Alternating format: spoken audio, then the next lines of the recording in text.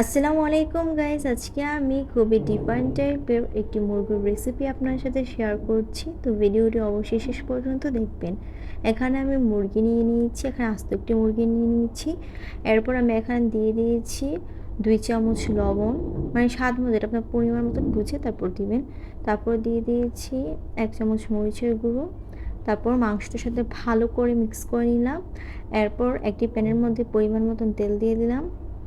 তেলটা গরম হয়ে যাবার পর আমি একটু একটু করে মাংসর পিস তেলের মধ্যে দিয়ে দিব। এখন মাংসটাকে আমি হালকা একটু ভেজে নিব, তার জন্য মাংসগুলোকে এখন প্যানের মধ্যে দিয়ে দিচ্ছি। এইভাবে সুন্দর করে সাইড সাইড করে আপনারা দিয়ে দিবেন। আপনারা চাইলে 2বারও ভেজে নিতে পারেন যদি বেশি পরিমাণে মুরগি থাকে। তো আমি এখানে মুরগিগুলোকে উল্টে দিচ্ছি। এক সাইড দেখুন হালকা ব্রাউন কালার হয়ে যাওয়ার পর কিন্তু আমি আরেকটা সাইডে উল্টে দিয়েছি। একদমই বেশি ভাজতে যাবেন না, না হলে কিন্তু মাংসটা একদম রাবার রাবার হয়ে যাবে। দেখুন আমি যে পরিমাণে ভেজেছি ওই রকম হালকা ভেজে কিন্তু উঠিয়ে নেবেন। এই তো দেখুন আমার ভাজাটা কেমন পরিমাণে হয়েছিল। তো এখন আমি মুরগিগুলোকে উঠিয়ে নিচ্ছি, আর বাকি যে মুরগিগুলো ছিল ওইগুলোকেও ভাজতে দিয়ে দিয়েছি। তো এখন আমি বাকি মুরগিগুলোকেও হালকা একটু ভেজে নিব। তো আপনারাও কিন্তু একটা প্যানের মধ্যে এভাবে 2বারে ভেজে নিতে পারেন। তারপর আমি তেলের মধ্যে দিয়ে দিলাম এলাচ, দারচিনি আর তেজপাতা। তারপর দিয়ে দিলাম পরিমাণ মতন পেঁয়াজ কুচি। এবার পেঁয়াজগুলোকে ভালো করে একটু ভেজে নিব। আর পেঁয়াজটা কিন্তু ব্রাউন কালার হয়ে যাওয়ার পরে বাকি মশলাগুলো দিতে হবে।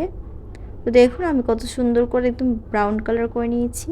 এবার এখানে আমি পেঁয়াজের পেস্ট, এটা কিন্তু আমি পেঁয়াজটাকে ব্লেন্ড করে নিয়েছি, তারপর এখানে দিয়ে দিয়েছি। এখানে কিন্তু 2বার পেঁয়াজ দেওয়া হয়েছে। তো এখানে আমি দিয়ে দিলাম আদা রসুন বাটা। আদা রসুন বাটাটা সম্পূর্ণ পরিমাণ মতন দিবেন, যেহেতু এখানে বেশি মাংস, তার জন্য আমি এখানে অনুমান করে বলতে পারছি না। তো মানে 2 চামচ আদা আর 2 চামচ রসুন বাটা দিলে কিন্তু হয়ে যাবে। এখানে আমি আরেকটা পেস্ট ইউজ করেছি, কাঠবাদাম, চীনাবাদাম আর টমেটোকে ভালো করে ব্লেন্ড করে নেওয়ার পর দিয়ে দিয়েছি। এখানে আমার একটি সিক্রেট মশলা ইউজ করেছে, এটা যদি আপনারা চান এই রেসিপিটা তাহলে অবশ্যই জানবেন, কমেন্ট করবেন, আমি অবশ্যই বলবো। তারপর এখানে দিয়ে দিলাম পরিমাণ মতন লবণ।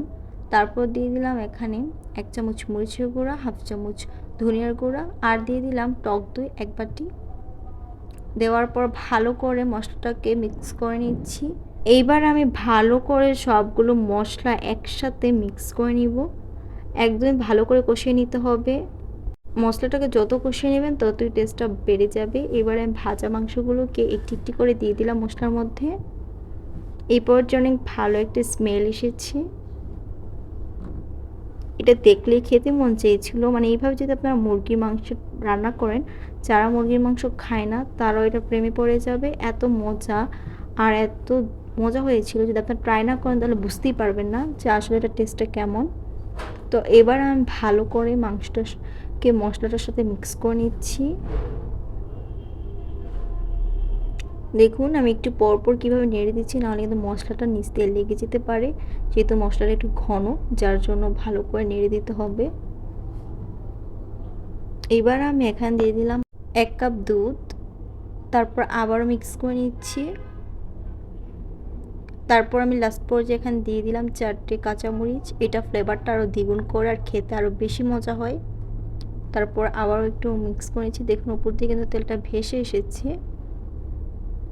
এই পর্যায়ে কিন্তু আমার রান্নাটাও কমপ্লিট হয়ে গেছে। দেখুন কতটাই আমি লাগছে, আর এটা খেতে অনেক বেশি আমি ছিল। আপনারা বাসায় অবশ্যই ট্রাই করবেন, আর কেমন হয়েছে তা অবশ্যই জানাবেন। আর সেম রেসিপিটা ফলো করবেন, না হলে কিন্তু একদমই টেস্টটা পাবেন না। আমি আলাদা একটি পাত্রে সার্ভ করে নিচ্ছি। সবার তোমার লাভ।